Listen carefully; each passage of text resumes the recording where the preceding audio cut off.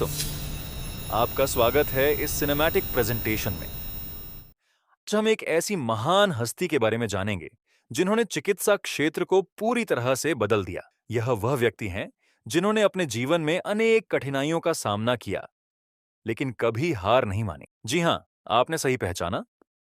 हम बात कर रहे हैं होम्योपैथी के जनक सैमुअल हैनीमैन की। डॉक्टर सैमुअल हैनीमैन का जन्म 10 अप्रैल 1755 को जर्मनी के सैक्सनी राज्य के मैसेन नामक शहर में हुआ। उनके पिता क्रिश्चियन गॉटफ्रीड हैनीमैन एक पोर्सिलन चित्रकार थे और उनकी माता जोहाना क्रिस्टियाना एक गृहिणी थीं। वे एक साधारण और गरीब परिवार से थे, लेकिन उन्होंने कभी अपनी पढ़ाई नहीं छोड़ी। बचपन से ही उनमें ज्ञान प्राप्त करने की तीव्र इच्छा थी और उनकी माता ने उन्हें पढ़ना लिखना सिखाया।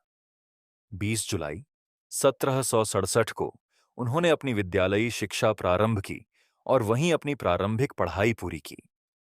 इसके बाद उन्होंने लाइप्जिग विश्वविद्यालय में प्रवेश लिया, जहां उन्होंने चिकित्सा की पढ़ाई की। अपनी आर्थिक स्थिति को संभालने के लिए उन्होंने कई भाषाएं सीखीं और अनेक पुस्तकों का अनुवाद किया। यही उनके जीवन यापन का मुख्य साधन बना। 1779 में डॉक्टर हैनीमैन ने अपनी पहली चिकित्सा प्रैक्टिस शुरू की, लेकिन इस दौरान उन्होंने एक चौंकाने वाली बात देखी कि कई मरीज इलाज से ठीक होने के बजाय और अधिक बीमार हो रहे थे। उस समय के इलाज के तरीके कई बार रोगों से भी अधिक खतरनाक साबित हो रहे थे। यह बात उन्हें अंदर तक झकझोर गई। उन्होंने इस विषय पर प्रशासन को पत्र लिखा, लेकिन उन्हें कोई उत्तर नहीं मिला। अंततः उन्होंने अपनी प्रैक्टिस छोड़ दी और फिर से अनुवाद के कार्य में लग गए। लेकिन उनके मन में एक प्रश्न बार बार उठ रहा था कि क्या कोई ऐसा इलाज हो सकता है जो शरीर को नुकसान पहुंचाए बिना उसे स्वस्थ करे। यही प्रश्न उनके जीवन का सबसे बड़ा मोड़ बना। एक दिन जब वे कुल्लन की मटेरिया मेडिका का अनुवाद कर रहे थे, तो उन्हें सिंकोना बार्क के बारे में एक बात अजीब लगी। उसमें लिखा था कि यह पेट पर टॉनिक प्रभाव के कारण मलेरिया को ठीक करता है। इस बात को परखने के लिए उन्होंने स्वयं पर प्रयोग किया।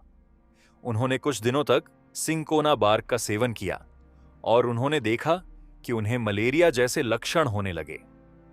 फिर उन्होंने यही प्रयोग अपने मित्रों और परिवार के सदस्यों पर भी किया और सभी में वही परिणाम प्राप्त हुआ। इसी अनुभव से उन्होंने एक महान सिद्धांत दिया, समरूप समरूप को ठीक करता है। अर्थात जो पदार्थ किसी रोग के लक्षण उत्पन्न करता है, वही उस रोग को ठीक भी कर सकता है।